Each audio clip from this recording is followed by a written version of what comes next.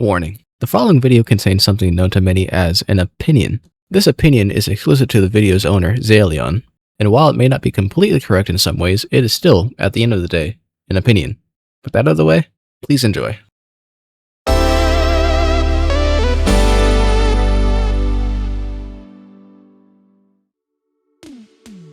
Ever since I made my first video on Skate when it came out in early access a little more than 10 months ago, I always knew that I wanted to make another one talk about how the game's changed since the release, and also about how my opinion on the game has changed as well. Now, while I don't think that Skate is a bad game per se, there have been quite a few decisions made that leave me honestly very concerned for the future. I won't only be talking about the negatives, however, since there are a lot of things that I do enjoy about Skate. With that being said, sit back, grab yourself a snack, and let's get right into it, starting with the pros. Alright, so my first pro is that I like the art direction of Skate. I think the character models are really well made. I know a lot of people have said that the game looks too cartoony, or it looks too similar to Fortnite or The Sims, which, if you look at any side-by-side of those games, like, that is just blatantly not true. Like, I'm showing it right here, like, you can tell that these are not, like, the same type of thing at all. And I've also heard that people say that Skate 3 looks a lot better in graphic wise than Skate 4, which I mean, what are we talking about like anymore? Like, this is very clearly, even if you have any footage from like the earlier months of Skate 4, which I do, like, the game still looks much better than Skate 3. So I don't know if those people are just pandering to their nostalgia or whatever you want to call it, but it just, like, it confuses me. And I'm not judging them for their opinions, obviously, but like, I just don't understand where they're coming from. My next pro is that I think the gameplay of Skate 4 is a lot better than the previous Skate games. Now, you are entitled to not share that opinion with me. That's fine, I get that you're, like, you have your own thing. And while I did think that on day one, Skate 4 didn't have like all the tricks and all the cool things from the previous games, like, the devs have spent the time to make sure that this one has not only the old tricks, but also they're adding new variations of those tricks to make it more fresh and unique. And I think that's such a cool thing because they didn't have to go back and re-motion capture all those tricks. They didn't have to, like, they could have put in the bare minimum. But the fact that they decided to make sure that there's like as much customizability when it comes to doing those tricks as possible shows that they do care about the game. Like, they are listening, they do understand where people are coming from, and they're trying their best. So, I mean, like, I don't think we should just hate on them blindly for not giving enough, because they clearly are wanting to make this the best game they can, you know, with the strengths of EA wanting as much money as possible. And in addition to the gameplay, I really like the parkour system.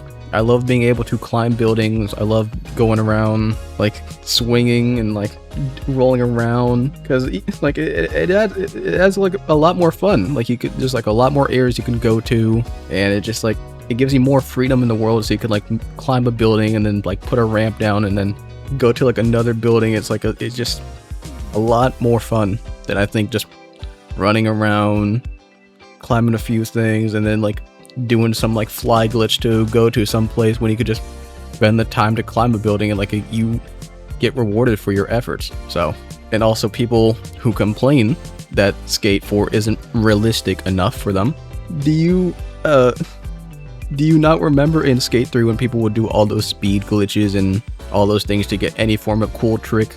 Like, I don't think you should be saying Skate 3 is realistic when you're doing all those wacky things. It feels a bit ironic, but I don't know. Maybe I'm the one that's wrong. And my final pro is that I think the environments of Skate 4 are really fun to be, like, to mess around in. In each Skate game, you are in the city of San Van, which changes slightly in name based on which one you're in, but I really like the one in Skate 4 because there's like a lot of buildings to go around to. There's like a lot of rooftops with like different things, like there's lines you can do, there's like ramps, pretty much anything you could want. Like, if you want your realistic skating, you can go to one area, you could do your unrealistic skating in another area, and it's just like a lot of fun. There's also new areas besides the main city of San Van, which I also really like, besides the fact that they're paywalled, which I will touch upon later. But they are really cool to go around in because they each come with their own unique things as well, so. Alright, now it's time for the cons. By these cons, I don't mean that these are like extremely bad. I mean, some of them are a little worse than the others. But what I mean is like some of these things bother me quite a bit. And I do hope they get addressed at some point. But, you know, knowing EA, they'll probably force the devs to keep some of these decisions in. I hope they don't. But I guess that's the best we can do. So starting with my con number 1, paywalling areas in Skate is a horrible decision. I can't emphasize that enough. I think it's just like the worst thing they could ever do, because you have to buy premium currency to buy the battle pass in order to unlock these locations, or if you want to wait for the season to end, you have to wait multiple months to be able to unlock the place for free, is what I would say if it was that simple. Because there's also a free currency in Skate that you have to manually get by doing challenges in order to unlock these locations after the season ended. This free currency is also used for the in-game loot boxes, because of course Skate has loot boxes. Why wouldn't they have loot boxes? It's such a great idea. Every game does it apparently. I personally think that if Skate wants to create these new locations, that they should make it free for all players, no matter what, and only lock exclusive clothing or something like cool behind the battle pass. I don't think the battle pass should exist in general, but if it has to exist for money purposes, then I think they should have like something unique to it and not locking whole areas behind a paywall, which they promised that they wouldn't do before the game came out. So my second con is that the story mode in Skate right now is very bare bones. I know it is an early access game and I'll slightly excuse it, but the quest for the story, purely consisting of one character telling you to do one thing while doing a few tricks along the way, with another doing the exact same thing, it gets very tiring over time. And some of these things take quite a bit of time, like especially with the challenges, because it's like, let me give you a visualization. Hey guys, it's me, John Skate here. Can you go to this area and do a few kickflips along the way?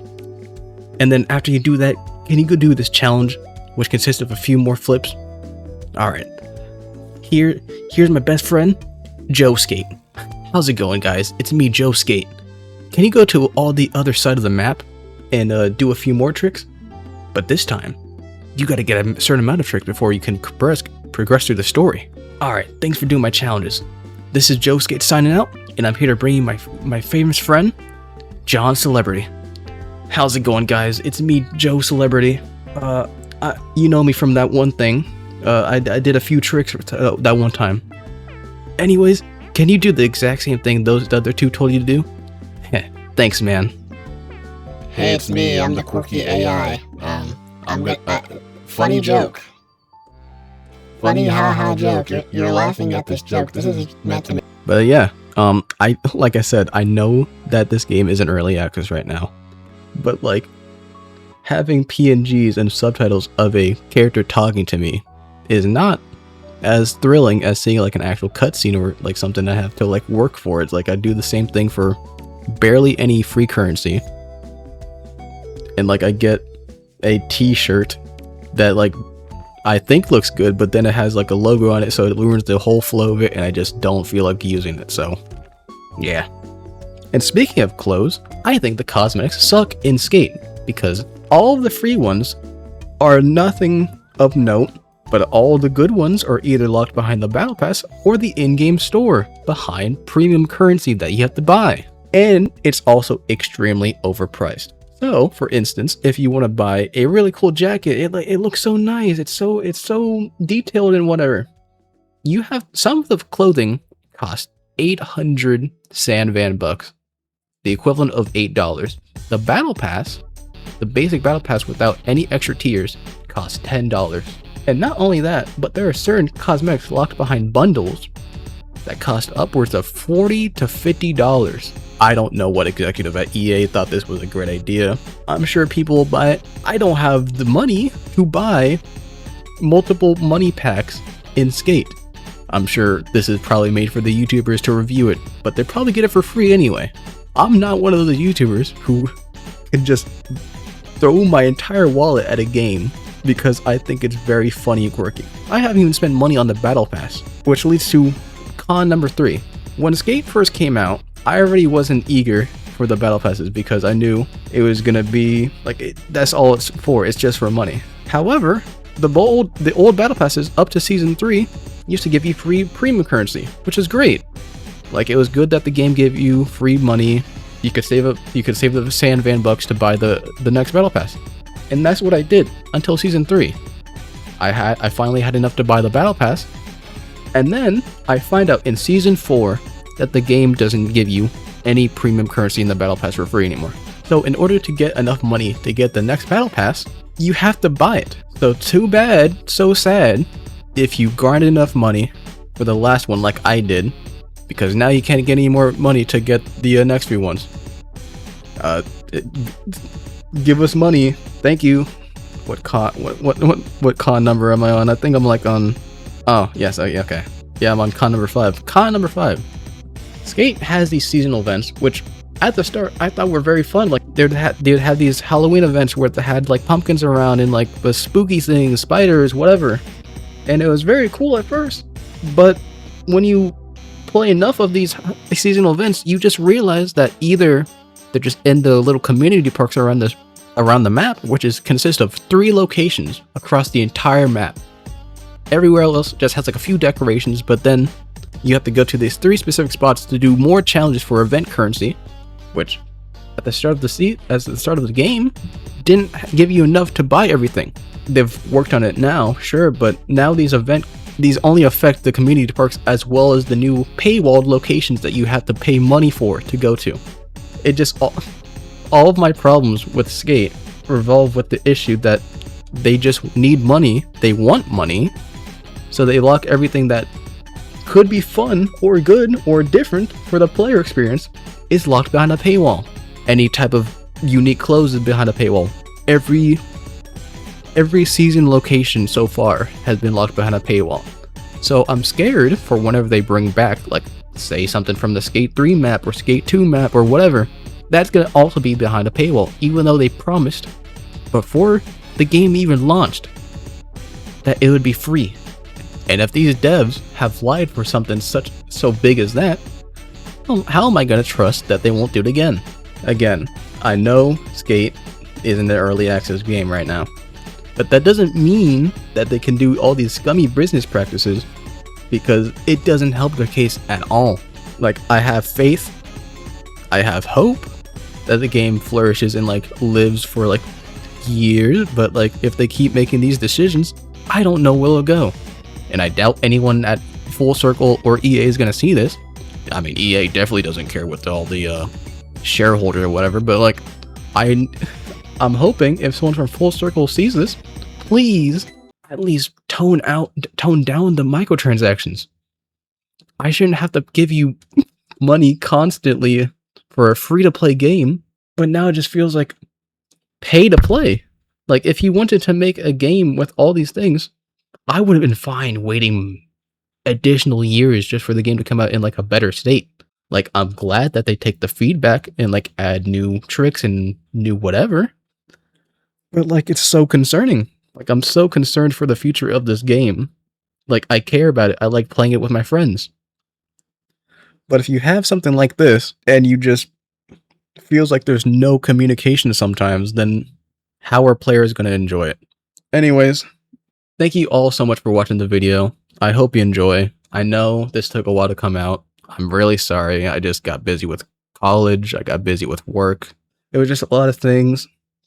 I'm hoping, not that I'm hoping, but after this video comes out, I can promise you that a lot more will come out a lot more frequently than before, because if I don't upload videos, if I don't edit, and I don't make these thumbnails or whatever, I actively like lose my mind and I want to make stuff. So, you know, I'm trying.